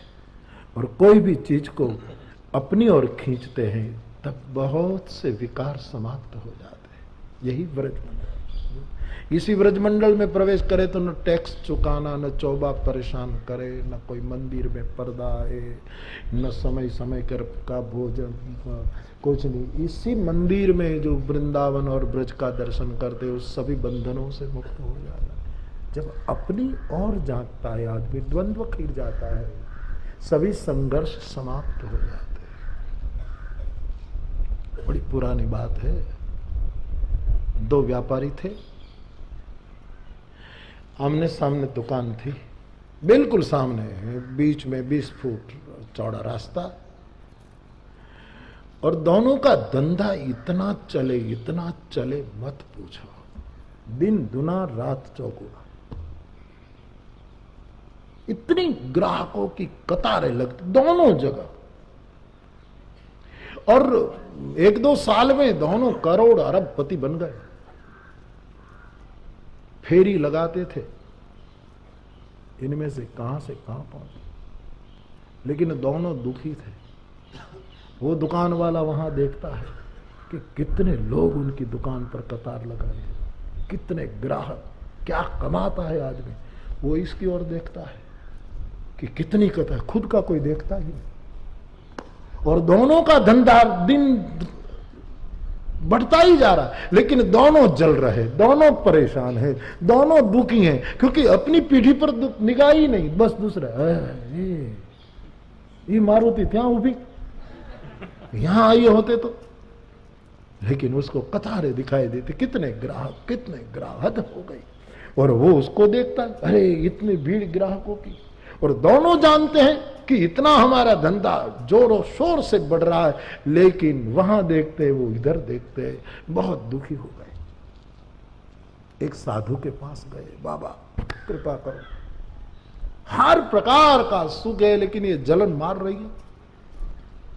फेरी लगाते थे दोनों, आज न जाने हमारे पास कितने अरबों खरबों आ गए, लेकिन बस मैं दुकान पर बैठता हूं और वहां ज्यादा ग्राहक देखता हूं, जल जाता है। उसको दूसरे को भी पूछा, दोनों मिलकर गए। दूसरे को पूछा महात्मा ने, भाई आपका क्या बात है? बोले बाबा मेरा भी यही दुख है, मैं देखता हूं कि इनकी दुकान पर हम दोनों जानते हैं कि हम दोनों बहुत कमा रहे, कोई तकलीफ नहीं है, लेकिन मुश्किल है। महात्मा ने कहा भाई ये मेरा काम नहीं है। बोले हम दुखी हो गए, बिल्कुल नासिपास हो जाते हैं, थक जाते हैं, रोते हैं, घर में खाना नहीं आता कि उसके ज्यादा ग्राहक। आत्मा ने कहा भाई इसमें तो मेरा कोई काम नहीं। बोले नहीं बाबा आप तो कर सकते, आप क्या नहीं जानते, आप तो सब कुछ। तो बोले एक काम करो, आसन बदल दो, उनकी पेटी पर तू बैठ जा, तेरी पेटी पर वो बैठ जाए।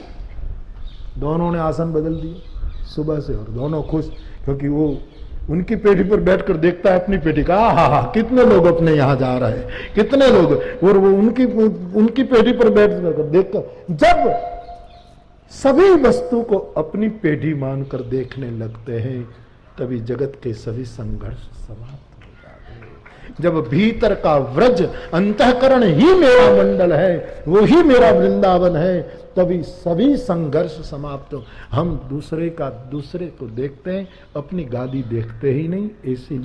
इसलिए व्रज के इस परिप्रेक्ष्य में ये जो निवृत्ति परक महात्माओं का ही अर्थ है जो मैं आपके सामने रख रहा हूं। हृदय को जो अंतःकरण को व्रज समझते हैं, उसी में से कृष्ण नराकार बनकर बाहर न चला जाए। वो कुटस्थ तटस्थ ब्रह्म हमारे भीतर नित्य रहे। वो लीला करने के लिए, पशु वृत्तियों जैसे रावण आदियों को सुधारने के लिए, वो लीला करने के लिए चार्यन पशुन वो न बन जाए। इसलिए ये गोपियां कहती है महाराज आप बाहर न जाओ। इसी तरह गोपियां रो रही हैं। कुछ और दर्शन कल करेंगे। आइए कथा को विराम दूं। इससे पूर्व कुछ क्षणों के लिए भगवान नाम का कीर्तन, और भगवान नाम के कीर्तन के बाद आज 5 मिनट एक और विधि यहाँ संपन्न होने वाली है। भगत बापा की एक पुस्तक, अपने वेदना की, अपने पुकार की कुछ पद, कुछ भजन जो उसने लिखे हैं, उसकी पुस्तिका कुछ भाई बहनों के आग्रहवश उसको फिर प्रकाशित किया गया है। वो व्यासपीठ को समर्पित होगी और उसके बारे में कुछ माहिती दी जाएगी और कुछ वो भी बोलेंगे, और उसके बाद हम यहाँ से आज की कथा से उठेंगे। और अब दोपहर को चित्रकूट धाम में प्रसाद लेने के लिए आपको जाना नहीं है। सबकी प्रसाद की व्यवस्था यहाँ ही कर दी गई है। दोपहर और शाम दोनों समय यहाँ ही, क्योंकि जरा सब जाएं दौड़े भागे ये सब हो रहा था, तो इसीलिए हमको लगा फिर भोजन करके आपको अपने निवास पर विश्राम करने जाना हो जाएगी। पाठ में बैठना हो बैठिए, इसमें कोई हंसने की बात नहीं, मैं ताना नहीं मार रहा हूँ, इसलिए हंसने की बात नहीं है। लोग अकारण कभी कभी हंसते हैं, कभी भी ताली मार, कोई हार पहनाता है ताली बजा, इसका मतलब क्या है मेरी समझ में नहीं आता। ठीक है, मैं पहनता नहीं और पहन लेता हूँ इसलिए शायद, लेकिन मेरी समझ में नहीं आता है। तो मैं इसलिए कह रहा हूँ कि फिर आपको यहाँ कहीं विश्राम करना है तो यहाँ कहीं विश्राम करते हैं, अपने अपने स्थान में जाकर जो आप करते हैं उसको करिए, या तो 4 बजे जो पाठ होता है उसमें। दोनों समय प्रसाद की व्यवस्था यहाँ है। बस अनुशासन बनाए रखें, गंदगी ना हो उसका ख्याल करें, पानी का बिगाड़ न हो उसका ख्याल करें, इधर उधर घूमते न रहे, शांत चित्त से इसे जो छोटा सा वातावरण है उसको बिगड़े ना। इसलिए आप कुछ क्षणों के लिए भगवान नाम का आश्रय करेंगे, फिर वो विधि संपन्न हो जाएगी और फिर आज की कथा को विराम होगा। राधा राधा कृष्ण सब गाइए। राधा कृष्ण राधा राधा कृष्ण हरि बोल। राधा राधा कृष्ण श्री राधा राधा कृष्ण श्री राधा राधा कृष्ण श्री राधा राधा कृष्ण श्री राधा राधा कृष्ण राधा राधा कृष्ण राधा हरि बोल। राधा कृष्ण राधा श्री राधा राधा कृष्ण राधा श्री राधा राधा कृष्ण राधा राधा कृष्ण राधा राधा कृष्ण राधा श्री राधा राधा कृष्ण हरि बोल। राधा देखो भगवान नाम ही सार है। ये प्रवचन करते, कथा करते, कोई भी विषय उठा लेते हैं, वो तो है ही अद्भुत। कथा सुमंगला है शास्त्रों में। तुलसीदास जी उसी का निवेदन करें, मंगल करनी कलिमल हरणी तुलसी कथा रघुनाथ सुमंगला। लेकिन इन सब का सार तो हरि नाम है। इसलिए हरि नाम के समय कृपया कोई न जाए। दादा बैठ जाइए, दादा बैठे बैठे कीर्तन करें, क्योंकि यही सार है, यही अर्क है। प्रभु का नाम ही परिणाम है। नहीं कलि कर्म न भक्ति विवेकु, राम नाम अवलंबनेकु। सुखावसाने इदमेव सारम, दुखावसाने इदमेव ज्ञेयम, नेहावसाने इदमेव जाप्यम गोविंद दामोदर। मदारी खेल करता है तो धूल की चपटी हाथ में डालकर मुट्ठी बनकर फू करके रुपया निकाल।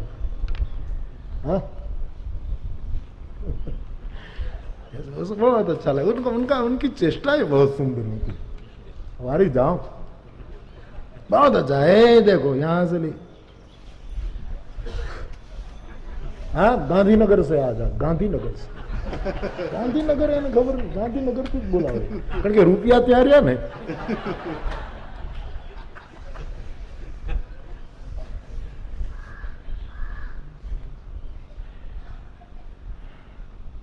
दिल्ली में माफ करना, कई भाई बहन दिल्ली से आए हैं, लेकिन वो दिल्ली वाले तो है ही नहीं, तलगाजड़ा के वासी।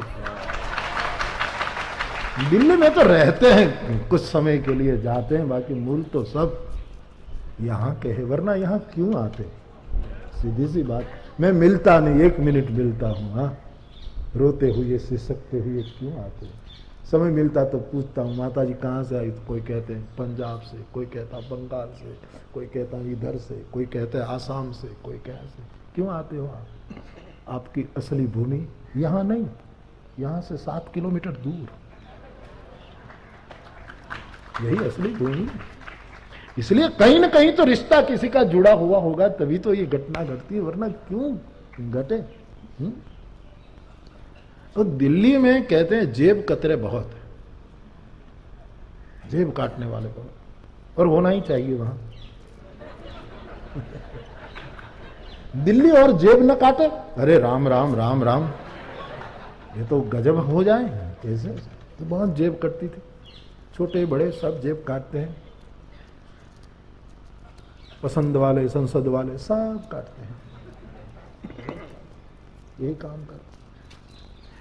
और इतनी सिफत से, इतनी कुशलता से जेब काटते हैं कि कोई कितना ही ख्याल करे।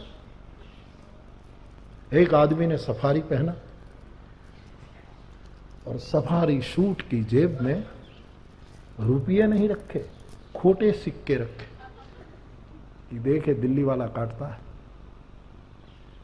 काटे तो काटे, लेकिन वो भी पछताए बेचारा कि जो काटी जेब। तो खोटे झूठे सिक्के अपनी जेब में रखे और दिन भर दिल्ली में घूमा, बड़ी भीड़ में घूमा। शाम को लौटा, देखा कि जेब कटी की नहीं, कटी तो नहीं, कंकड़ झूठे सिक्के ऐसे के वैसे थे। उसमें एक चिट्ठी पड़ी थी जेब में, पढ़ी, सूट पहनने से दिल्ली वासी नहीं हुआ जाता। तू हमको छलने के लिए आया है, सूट पहनकर सोच रहा कि हमको छल ले, लेकिन हम जानते हैं तेरे जेब में झूठे सिक्के हैं, ऐसे हैं। तो सिक्के तो वही हैं।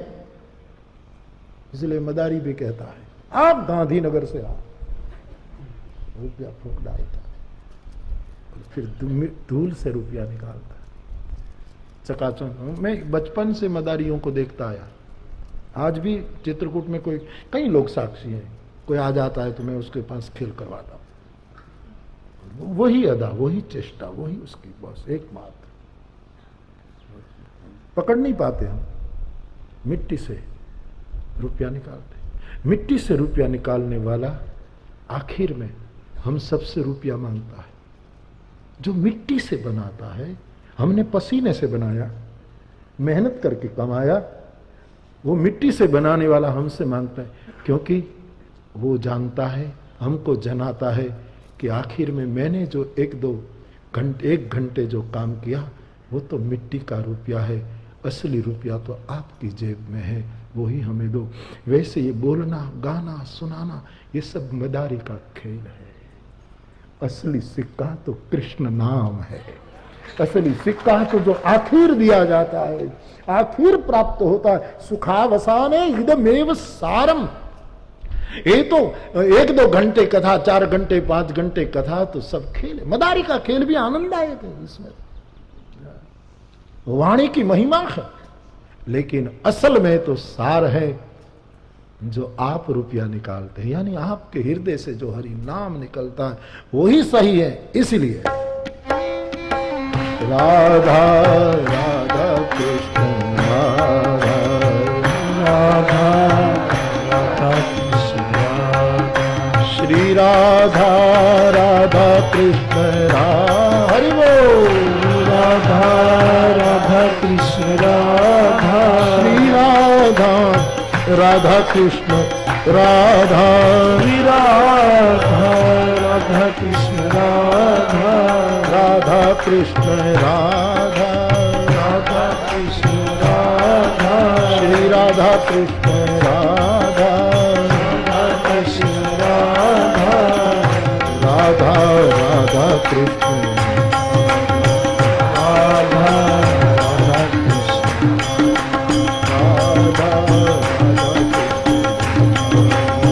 राधा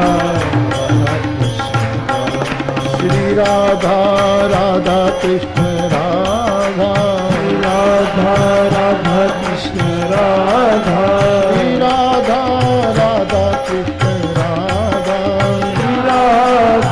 राधा कृष्ण राधा, राधा कृष्ण राधा, राधा कृष्ण राधा, राधा कृष्ण राधा, राधा कृष्ण राधा, राधा राधा कृष्ण, हरि बोल। राधा राधा कृष्ण राधा राधा कृष्ण, राधा राधा कृष्ण राधा, राधा कृष्ण राधा, राधा राधा कृष्ण राधा, राधा राधा कृष्ण राधा,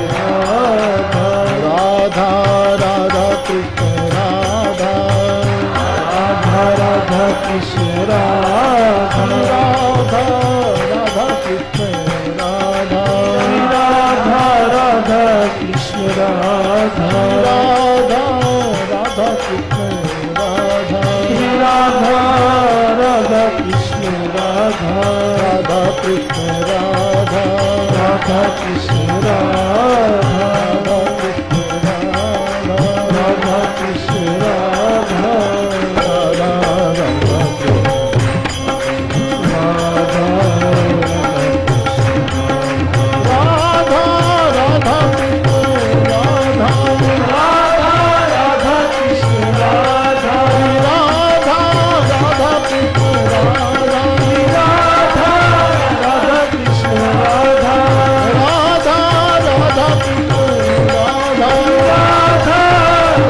कृष्ण राधा, राधा कृष्ण राधा, राधा कृष्ण राधा, राधा कृष्ण राधा, राधा कृष्ण राधा, राधा कृष्ण राधा, राधा कृष्ण राधा, राधा कृष्ण राधा, राधा कृष्ण राधा, राधा कृष्ण राधा, राधा कृष्ण राधा, राधा कृष्ण राधा, राधा कृष्ण राधा, राधा कृष्ण राधा, राधा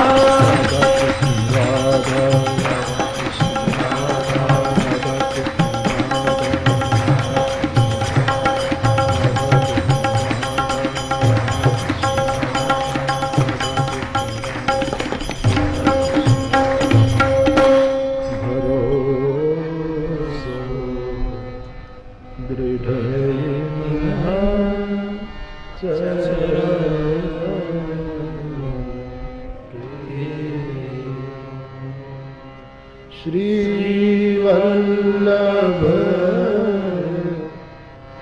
नख चंद्र छटा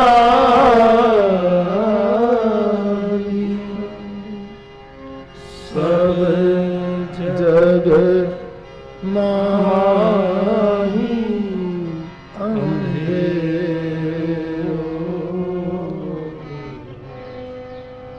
भरोसो दृढ़ इन चरण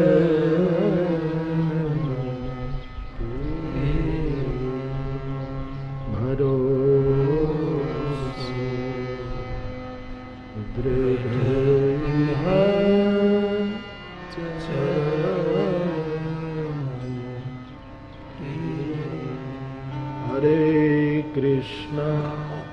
हरे कृष्णा कृष्णा कृष्णा हरे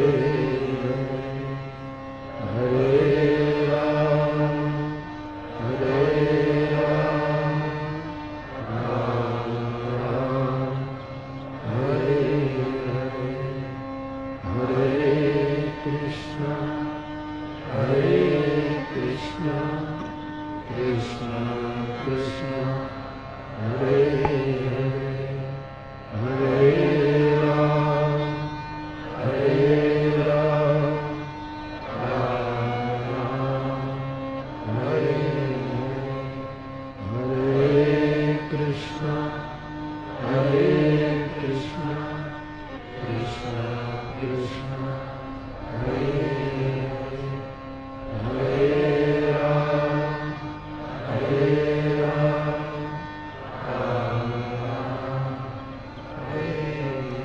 श्री गिरिराज धर द्वारिकाधीश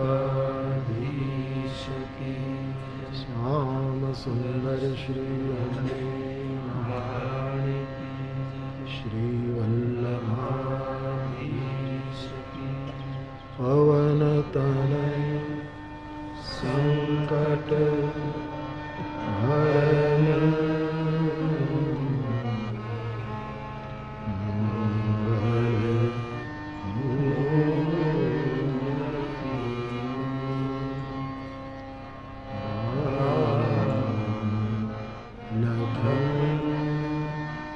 सीता सहित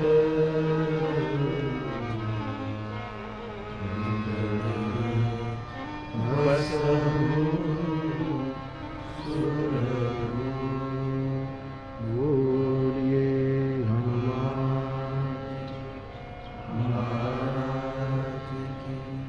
आज की कथा विराम ले रही है। कल सुबह 9 बजे फिर आगे भाव श्रद्धा के साथ बोलिए रामचंद्र भगवान की जय। श्री बाल कृष्ण